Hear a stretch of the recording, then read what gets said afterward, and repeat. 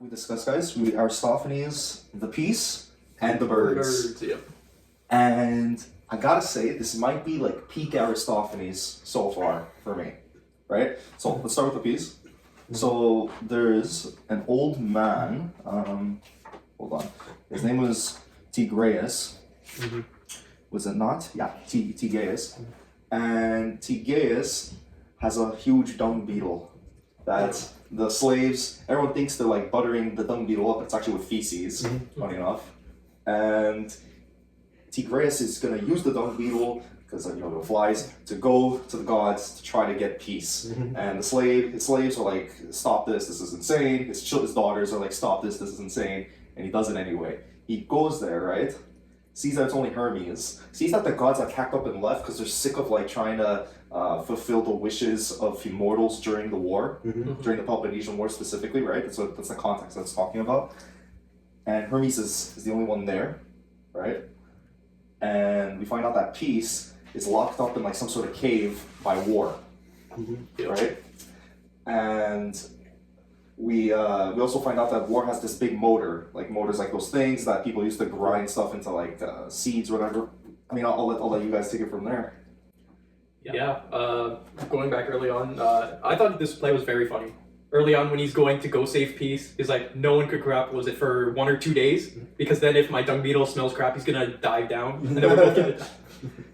I don't know. His humor is very funny. It's very over the top. Yeah, it's very similar to some comedies now, where it's just poop jokes, fart joke. Like you notice a lot of those with Aristophanes. It's very interesting, especially back then. But also, I find it funny at the end how you have these boys who are parts, but they keep repeating like Homer, and then he's like, nah, I don't want war. do it like in a non-war style, But they kept going back to war. Oh yeah, and like so they find out, right? They find out peace is in the cave. They attract Greeks to heaven, right? Like farmers and stuff, and they help Tigreus free peace, right? Peace goes her own way, but there's 2 other girls, Harvest and Was it Theodia? Yeah. Was it Harvest and Festivity or something? Festivity, like that? yes, yeah. Yeah, and he marries Harvest, and everything's like well in the world. And it's kind of like it's kind of like any sort of comedy where it's like you take an average Joe and he goes from being an average Joe to like being like the top of the heap. Like you could see that where it originates from. I also found it very interesting in the poem, in the play, when Hermes is saying, "Oh, the gods aren't fulfilling you guys anymore because the war is too much. You guys were granting too much prayers, and they kicked off and left." Also, the gods believe that it's impossible for humanity not to be in war. Peace also went in the cave because peace was sick and tired of people going for war all the time, right? Which is, I guess, Aristophanes' way of saying that all human nature, we're always fighting. We're not really being, we're not doing peace even though we should. I also think a man having a dung beetle and flying into the heavens is Aristophanes' way of showing the unlikelihood of peace being achieved. Like, it would have to take a person with a dung beetle to fly it into heaven in order for peace to be achieved. In other words, like, it's so hard to have peace that this is the scenario in order for it to be accomplished. I mean, I believe there was a conversation during the play where they're saying, why are you taking the dung beetle? Why don't you take a Pegasus so the gods could see how mighty you are? And then he's saying, okay, well, if I go in a dung beetle, maybe they'll see me as more respectable, more humble, and then maybe I'll get my way. But yeah, it is interesting how it was a dung beetle. Yeah. What I find interesting is that when they got peace out of the cave, there was like a lot of people there, but then like they weren't initially able to do it. So I'm not sure if it was Hermes or someone else who kept like talking to like certain groups who like, yeah, you're not really contributing to this. And then it's just the farmers. The farmers, yeah. Who like managed to get peace out. Which again fits with Aristophanes and how he like glorifies rural people and rural life. He sees it as like the pinnacle of Athens and its old tradition. I also think it's also the case that like it would mostly be farmers that like are affected the most by war, and like everyone else, like most of probably like people who live inside the cities, like they probably weren't as impacted by the war as much. In fact, some city people or like certain groups inside the city probably profited off the war. Yeah, like the historical context is that obviously during the Peloponnesian War, the Spartans would raid into the countryside around Athens and obviously destroy the livelihoods of these farmers. So, like you said, these farmers, specifically in this war, had the most to lose. But also, you could say conventionally in war, the farmers are like the bottom of the bottom. You could say, as that they get victimized the most as well. What I also find very interesting is that there's a young poet who is singing Homeric poems glorifying war, which I think is Aristophanes trying to say that even though we achieved peace, even though after all this fighting in war that completely destroyed, that caused so much havoc and destruction, and that completely turned us away from war, there's still going to be a younger generation that's always going to glorify it and see it for that sort of Homeric way. Oh, by the way, I'm pretty sure when he read the poem, it was like actually things from the Iliad, because like I do remember some of those lines. So there's like a reference that they made at the bottom when that poet sings that's from Iliad, saying that this is an actual line from Because like I do remember reading those lines. Yeah. So the merchants were getting pissed, right? Because the war was over, which is Aristophanes' way of also saying there's always going to be people profiting from war as well. But you had people like the sickle maker and a crest maker who were thanking Tigreus for the war having ended because now they could get their trade back and going. But the breastplate's a type of armor, right? This is the spear maker. Spear maker and helmet seller, they were all pissed that the war was over because now they're not going to make any money. War profiteering, even all the way back in ancient Greece. I still find it funny how like even then Aristophanes found a way to like, hey, with the spears, I'll just cut them in half and make them a fence. And this whole collection was first published in the 50s, and not too many years later, Eisenhower would make his industrial complex speech of how, as a democracy, we should make sure that we're not getting a cycle of war being very profitable, and war companies trying to start wars to make more money, etc., etc. So that's what I thought when they were talking when they had the breastplate seller. I didn't pick up on that because like obviously people make profits, but like if you put two and two together, I didn't really think of that. Yeah, throughout the play, Aristophanes also criticizes the Athenian politicians that got us to this point, like a war. For once, it wasn't exclusively Cleon. He also attacked Pericles as well. Cleon's son, I think, was made fun of, or like a relative of his, because I looked this up on Wikipedia. There was an actual battle where the guy dropped his shield and quivered in fear and retreated. And I think Aristophanes makes a reference to that. There was like a part about shields, and like he dropped his shield. And, again, Aristophanes was trying to poke fun. There's also a moment I know with where I think it was during one of his monologues, like with the audience. They were saying it's like one of the younger, more wiser people are going to say, "Why is there a dung beetle? What does that represent?" And then one of the older people are going to say to him, "Oh, it must be like some symbolism to Cleon or something." Yeah, he loves taking his pot shots at Cleon. We see it a few times, I believe. Oh, and I think also the chorus also says this play should also win first prize at the festival. Yeah. Anything else you guys caught in particular from the piece? What was it? After they saved peace, and then he was going to marry festivities. Yeah. Was it Tigris? I always call him Tigerius because it's spelled so similar. Tigerius. Okay. So Tigerius, he had to bring. Who was the other one? There was festive. Was it festival? Festivities. Yeah. Festivities. He had to bring him to the courts, I believe. He had to bring her somewhere. Yeah. I believe he was gonna send her off. He was asking like, could someone else do it? Could someone else bring her to the thing? I thought that was interesting. You had to please the assembly, perhaps. Yeah. But I also, because I looked it up on Wikipedia, the historical context is obviously by the time this play was written, the Peloponnesian War was coming to an end, and the Spartans and Athenians were finally going to be on the treaty on the peace table.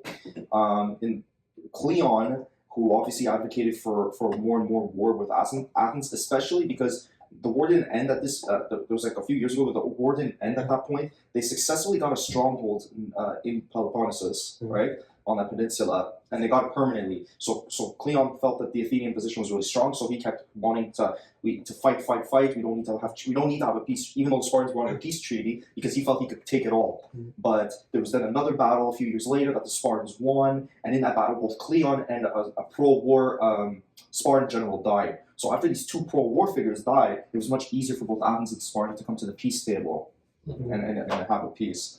But yeah, just Aristophanes saying that there was the politicians that were preventing this, also the sort of human nature thing of peace, being fed up with humans and putting yourself in a cave. I felt was very allegorical to like what he's trying to say about humanity's propensity maybe to go to war and destroy. Yeah, he's also alluding that there's also going to be a younger generation that's always going to glorify war, so war's just going to continue, and there's always going to be people profiting from war, right? So there are people that were pissed off at Tigreus even though he got peace, which we think peace is like a great thing, but obviously not in the context of these people. Anything else that's it was very very funny, especially anything that had to do with the dung beetle in the very beginning. I have to admit. Honestly, when I first read it, I thought the slaves were making the dung cake for the king. So I was like, wait, I thought it was going to serve it to him, and then I only realized after looking at the summary, it was for the dung beetle. Yeah. Which again, as soon as I saw the dung beetle, I'm like, I assumed it was like a small one, but it's just like a massive, like Dung cake. like horse-sized dung beetle. It was weird. Should we go to the birds? Yes, I preferred the birds to the peas over the peas. Yep. Yeah, same here. Yeah. Okay, one thing, when I read this, it literally kind of felt like, do you know Douglas Adams, like the sci-fi writer who wrote Hitchhiker's Guide to the Galaxy? I wish I knew Pomo. Oh, because heard of that felt so similar to that. Like, it literally feels like something you would, like, read. Because it felt a lot like British humor, you know? Okay, I didn't know. But basically, right, you have Evenpidis, which apparently is actually ancient Greek for hopeful one. Mm-hmm. And then you have his friend, who's the mastermind behind everything, right? Pistateris, who actually means trustworthy in ancient Greek, which makes sense because for what's going to happen. So both of them, right? They go to like a wasteland with like a tree and a rock, right? Mm-hmm. And they're complaining that they owe debt to people, right? And they just want to escape, right? That being in society in which they have to have these obligations. Mhm. And they got these little birds, and then like a rock opens, scares away the birds, and there was a king, right, who his fucking sisters-in-law were like messing with him, so he like did something back to them in return, and afterwards all of them were turned into birds, including him. And they see that not that guy, but his messenger, and they want to speak to his master. So he brings out his master, and they are convincing him, right, that the birds should not be at the bottom. They should have, they should have like the city of their own, right? Mm-hmm. And he's amazed by this idea. He brings all the birds with him. The birds at first just want to kill them because humans are the natural enemies of birds. But then Pistateris, almost like a con man, is like explaining to them that, oh, you guys are the rightful rulers of this world, and oh, if we build like a huge city, it'll like prevent the people, their prayers from like getting to the gods, and thus making them weak, and we can get all their prayers. And he also says that, like, in fact, we came before the gods, you know? Yeah, like the Persia was ruled by a cock before Cyrus the Great, and a bunch of other things. And then the chorus of birds likes that and returns back with, oh yeah, these are our ancestors. Also, where would humans be without the birds? Because humans use the birds to know the change of seasons. Those birds from Libya, when they come back to Greece, that's when you know it's fall or some shit like that. He also brought up how important the birds were to the gods, right? Zeus always had the eagle. Yes. Athena always had the owl, and then I believe someone else had the raven. Apollo. That's something else. Yeah. Mhm. Yeah. Good point. So the course of birds have their sort of thing, and then Pisateris tells his friend to go build the walls while he gets a religious ceremony up and running with a lamb, with a sacrifice. And then I believe the oracle monger comes and is like, oh, I have this amazing oracle for your city, but our city was just founded. Oh, but I still have an amazing oracle, right? He's trying to like pester him, and by the end, what does he do? He strikes him, right? He strikes him with what? What was it that he struck him with? Like a book? Whip? No, yeah, Is it- someone else. Okay, because he did it a few times, striking someone. Okay, so then afterwards, like I think a messenger comes and tells him, oh, the walls are done. The walls have been made, your city has been made. And your city's actually, it's going to attract a lot more people because a lot more people want to live this life without any laws or like debts, and they want to become birds as well. And obviously then you have the statue seller who wants to sell statues. He ends up hitting him as well, chasing him away. Then, my favorite one is like you have a guy trying to like allocate the land, and then the guy just strikes him. Oh my god, he was allocating air. He was allocating air. I remember. Well, it was the geometrician, I think. Yeah. That's in the geometrician. He's like, yeah, I can like organize your air for you. I could divide it up really nicely. And it's like, really, you divide this up what? And I think he like hit something. It was something like that happened. And I like the name of the city, Cloud Cuckaberry. Cloud Cuckaberry, yeah. And it's like, oh, you Cloud Cuckaberians or Cloud Cuckaberries. Yeah. But like when they try to figure out, it's like, what should we name this? Then one guy's like, Sparta. Sparta. Because you know. Okay. So anyway, I didn't catch that. I didn't catch that part. That's funny. Eventually, right? He bumps into Prometheus. Okay, first he bumps into Iris, Oh, who's yeah. trying to like go who was trying to like move, and then like he basically just arrested her or like said like, Her friend, her, yeah, like, and she's like, who do you think you are? My father's Zeus, he's the king of the gods. And it's like, oh, your time is up. The birds, God, we got the power. Something like that. Obviously, it's not verbatim, but he said something like to the like of, screw your dad, the birds are in charge. And he's like, oh, I'm gonna let my dad know, and you're gonna have it. And she leaves. Then Prometheus comes with like an umbrella, right? So the gods can't see him, and he's basically giving Pisateras advice. He's like, listen, try to get a peace. If you succeed, Zeus might bring people to have a treaty with you. In that case, try to get sovereignty out of him, which I think is really, really like smart and metaphorical if you think about it. Because every king or every person that rules, they need a source of legitimacy or sovereignty to rule over people. So it's kind of interesting that Aristophanes uses sovereignty in the context of Zeus and God. There's also a guy named Diagoras of Melos in the play who's like an atheist, and they were alluding to the city of birds. Like if you capture him, like kill him or something like that, right? Hold on, I think it was. Yeah, so listen to the city's notice, especially proclaimed today. This is the course of birds. Sir Diagoras the Million, whomsoever of you slay, to slay him for being an atheist, right? We divulge and revile the secrets of the mysteries. So eventually, right, Poseidon, Heracles, and then this guy who's a barbarian god named Tribalus, or Tribalian, right? Yeah. Come down to try to make a treaty with Pisateras. I'm just wondering, is he supposed to be like Latin or something, or like Italian, or like Roman? I have no idea. That would be a. They just say that he's obviously worshipped by barbarians. I didn't catch anything on the Wikipedia article in regards to like which specific people were worshiping this guy. He is portrayed as an idiot though, Yeah. right? Mm-hmm. Like he portrays like he has a bit of like a mental deficiency like when he talks, because it's like very simple words that I couldn't make sense of when I was reading it. Anyway, so. How did the convo go again? I know like the main beats, but specifically who talked first? I think it was Poseidon. Yeah, It was Poseidon who talked first, saying, "Hey, can you like give us our tributes back?"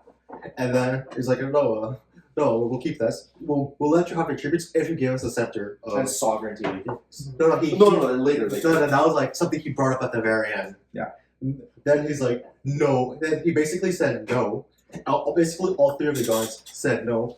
Then you have like, wait, if anything, we'll be doing your job for you. Yeah. He's like, well, if someone prays to us, we'll just peck someone's eyes out. Oh yeah. We're like the enforcers. Yeah.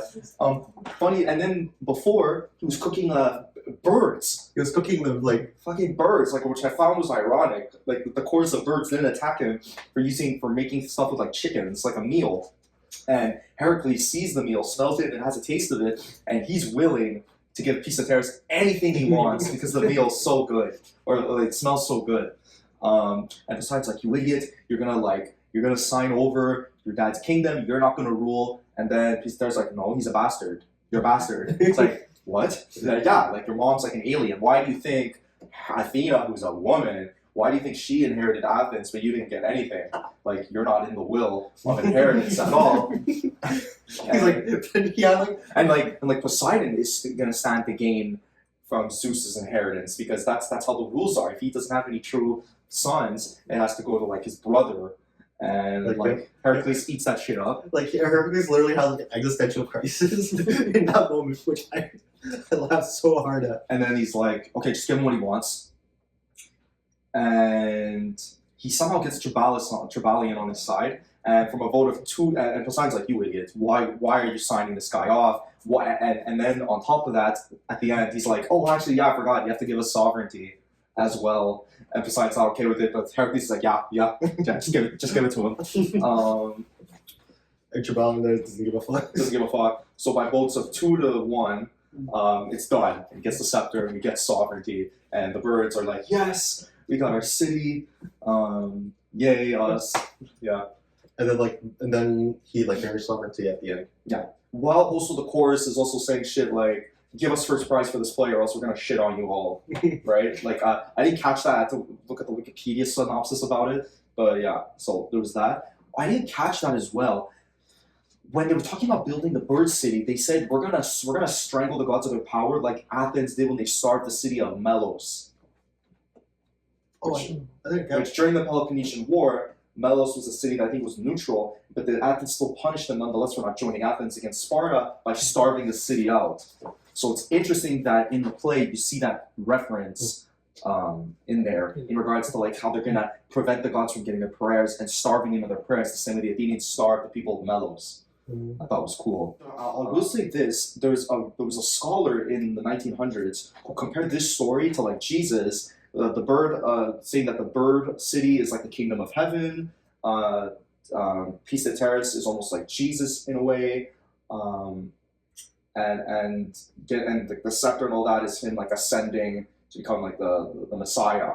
So the scholar used like Aristophanes as a way to say, look, this tradition of like Jesus ascending to the kingdom of heaven, this is actually a tradition that goes back all the way to Aristophanes. Aristophanes used it in a comedic way, but the Hebrews then centuries later used it as like a more serious divine way.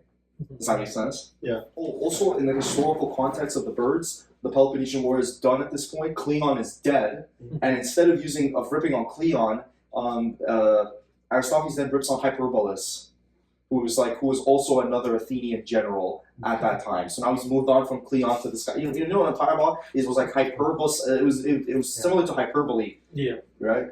So that was like a warlord or tyrant that he was making fun of at that point. The historical context is that even though the war was over, the Athens had led a military expedition to Sicily, and it was led by this general named Alcibiades, Alcibiades. And that failed horrifically. Yeah. It was seen as like a big disaster of like this foreign war. Again, there are numerous examples of this in history, and so a lot of scholars in the 19th century, they used the Cloud Cuckoo Land. They said it could be identified with the Sicilian expedition that the Athenians had conducted at that point as an overambitious scheme. Athenians could then be identified with the birds and their enemies with the Olympian gods. The 20th century has also come up with allegorical interpretations. For instance, Pithesteres has been interpreted as Alcibiades. Cloud Cuckoo Land has been understood by some scholars as a comic representation of an ideal city, and also has been understood as a cautionary tale of a city gone wrong. But according to yet another view, it's just escapist entertainment. Then apparently the friendship between Pista and Evelpides, I didn't notice it until they brought light onto it. They poke fun at each other the way real friends would.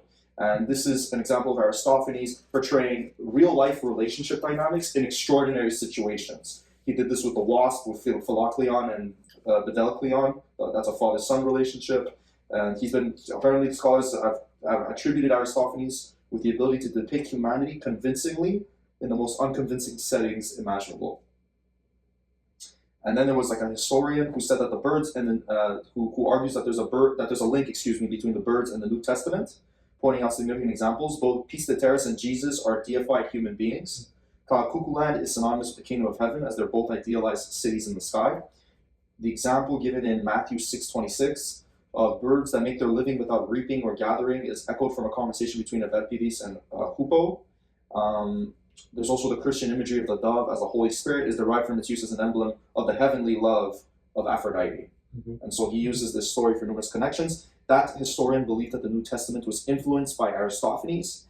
The major difference is that Aristophanes presents these ideas as a comic fantasy, whereas in the New Testament it's like serious revelation. It's been a while since I've read the Bible, so I wouldn't be able to make that. Yeah, but it makes sense if you think about it, right? Like, even if you didn't read it, you know that Jesus is supposed to ascend to a kingdom of heaven. Yeah. That there's like the dove that has a lot of importance. So it's interesting that he uses that to establish a tradition that existed that led up to Jesus. I also like how Aristophanes also broke a bit of the fourth law in this play as well for a bit. Can you remind me of the? I don't know exactly the passage. I do remember he the course was directly talking to the audience at some point in the play, and I'm not sure if that's been done before as well. Like it was all like, again, I'm pretty sure that's mostly to do with the fact that they have to make the actors change into feathers. Oh, and they also rip on the Hoople guy, saying that you're not really a good bird because look at you, your feathers are leaving molting. You're molting because it's an actor, right? And so obviously, like, you know, they don't have actual feathers, but they were poking fun at like how the actor's a human. He's like, you're not a real bird. Look at you. You don't have feathers all around you. It's not all over you. It's just on your your wings, right? Because they use prosthetic wings, and on the mask of a bird. But everywhere else, you don't have any feathers, so it looks like you're molting. What kind of a bird are you? It's like a meta thing, you know. Yeah. Like Aristophanes is like by far the most meta out of all the playwrights so far. Yeah. I don't even know if like further down the line there's going to be anyone else as meta as he is. Like Definitely, perhaps like the meta tradition in Western literature comes from him. So maybe there's going to be a while in between when it's not as much like depictions of our meta things, but then obviously maybe people get into Aristophanes a lot more towards more modern times, and they bring that back. Could be that. But anyways, I do feel like so far I feel like this play is like probably like the creator of like British dry humor sometime. Okay. Because the whole point of the play and like the whole premise of the play is like you have these two guys trying to make a utopia in the sky to run away from all of the to run away from like the bureaucracy of their society. Mm-hmm. And when they create their city, the bureaucracy follows them. Oh, I didn't catch that. Like because like obviously like we won't relate to the blood. Obviously back then you had like these seers, these prophet guys, and then like so they could do something. You have literally the geometrician whose whole point is to divide land, but in that case there was air. You had someone making laws that like are really dumb. Yeah, the statute seller. Like the statute seller. What was some of the laws that he was proposing? I don't remember who like hell. You even had a fucking side striker trying to be a bird at some point, and then the guy just like grabs a whip and smacks him with it. Oh, the cloud cucubarians are to use the self-same weights and measures and the same coinage as the Olophysians. The Olophysians being like a random city that like a hillbilly city in Greece that nobody cares about. And so he's like striking him after that, and he's like, "Hi, what are you at?" That's what the statute seller says, and then Piscatorus is like, "Take off those laws, you rascal! Laws you won't like. I'll give you in a minute." But then they reappear. Yeah, it's almost and when even though he hit them and they reappear, it's almost like I imagine the plates like just their heads sticking out. Yeah, and just saying something and then going back, right? Because then the commissioner reappears and he's like, "I summon Piscatorus for next Menachaion on a charge of outrage." "Oh, that's it, is it? Why are you there still?" And then the statute seller reappears. That's the one thing I was missing, the commissioner. And then the statute seller reappears like, "Item, if any man drive away the magistrates who do not receive them according to the pillar." And then just before he's about to finish, "Oh, mercy upon us. Are you there still? I'll ruin you," the commissioner says. "I'll claim 10,000 drachmas. I'll overturn your verdict, I will." And the statute says, "Think of that evening when you fooled the pillar. Seize him, somebody. Ah, you're off there, are you? Let's get away from this. I'll go within, and there we'll sacrifice the goat in peace." Yeah. I still find it funny how by that point in time, the city hasn't even been finished being founded yet. Yes, and there were people like claim like the oracle guy was like claiming like, "Oh, I had that oracle for like your city, right?" It's like, "Our city has just been fucking founded. What are you talking about?" Like he's making it sound like the city's been around for a bit. So I find it interesting that they're trying to get away from the bureaucracy. The bureaucratic stuff comes back when they try to create a city, almost like this is inevitable in the creation of a city or the creation of a state. Like I think it's more like people are trying to run from the fact, are just trying to run from like the inevitable consequence of like human like being together, you know? Yeah. Like if you're together, you need laws. You need like someone to enforce those laws. So like you need people to divide air up. Yeah. Well, if you want private property, then yeah, you do need someone to divide the land up in this case. So like it's just how. So like I guess it's like it's also a satire, like people running away just to like have something back. Like again, it literally feels like something in like you would see like in like a British novel or something, or like a British TV show, where like someone tries to run away from something and it literally just happened the exact same. It did feel a little bit Rick and Aristophanes does at some points. I think feel a little bit Rick and Morty-esque. Yeah, it does feel like that as well. Or like in trying to avoid just a basic thing. Like maybe Rick is just lazy about something, and then it evolves into this whole thing. Like in one of the episodes, right? They accidentally land into water. That gets Mr. Nimbus, and it creates this. Just because he lands into water, like Morty could have landed into land, and it would have been fine. But because he landed into water, it created this whole scenario. And it's almost like the same with like Aristophanes. It's like this a regular Joe that just wants something, but then it just gets crazier and crazier and crazier. This is the circumstances. It does have like both the roots of like British and American humor as well. Well, like obviously British humor is much more dry. American humor is much more like bombastic. Yeah. And like it kind of like it's kind of like in the middle between because like it is like insanely ridiculous and like sometimes it does go over the top, but a lot of the time like it also it's also like intentionally dry or like they kind of like play it like the main character plays it straight, but like it's so fucking absurd, you know. Yeah. Which again, that Aristophanes could be where that stuff comes from. One thing I noticed in terms of the structure is that sometimes we'd have a character speak, another character would speak, and then the first one that spoke ended up continuing his sentence. It's almost like they're talking over each other. Oh, and it that's- rhymes. Exactly, and Yeah. that's one thing I noticed. I don't think we've seen it too much, but I do like that how it's like a real conversation where it's not one person talks, the other person. Sometimes they talk over each other, and it just so happens to. Again, as I was saying, Aristophanes, he gets a lot of credit for portraying real-life relationships in extraordinary circumstances. So people were noting that Evelpides and Piscateris, they almost seemed like real friends because they were also poking fun at each other a little bit, like the way real friends would, and like finishing each other's sentences or talking over. Yeah. And you guys interpret it as any way, the birds, or... I mean, I already discussed, like, some historians think they're connected to the New Testament. Some people think it's just a metaphor for the Athenian expedition to Sicily, where Piscateris is the general, Alcibiades, and the birds are the Athenians, and the gods are their enemies. Like for me, it was also like somewhat the inevitability of bureaucracy in like any kind of system as well. Yeah. So honestly, like I didn't know about the Syracuse expedition, or it's literally been like years since I read the dumbed down version of the Bible for kids, so like I couldn't make that connection. Me neither. I got this all from the Wikipedia synopsis on it. But given for right now, that's like what I would go out with it. Personally, I like how you brought up that the gods were the enemies. It felt like they were like the overall villains in this. So they're trying to create their own city. I wonder if it's maybe like making their own religion, we'll say, where they don't rely on gods. Right, we see it now with atheism, where you just try to push the gods out, create your own city, and then It's funny how Aristophanes at so many times like challenges the gods, even though there was like an excerpt where Diagoras and Melos, who's like considered the first atheist in Western civilization, they're gonna prosecute this guy because of his atheism. So it's weird that in a way Aristophanes is still reflecting the beliefs of that time, but he still challenges the gods. I guess the Greeks didn't really see the gods. It makes sense that the Greeks didn't see the gods as benevolent beings. Just look at the different myths of like Zeus impregnating different women, etc. Like didn't see them as benevolent people. So I guess it was just appropriate for them to, even though they know that you can rise up against them, but you cannot deny their existence. Perhaps it's also like I also think that while I think Aristophanes is just less like dogmatic about the beliefs, like he's kind of more willing to poke fun at them. Mm-hmm. It's like if a Christian were like to some extent like make a Jesus joke, but like Jesus is the butt of the joke or something.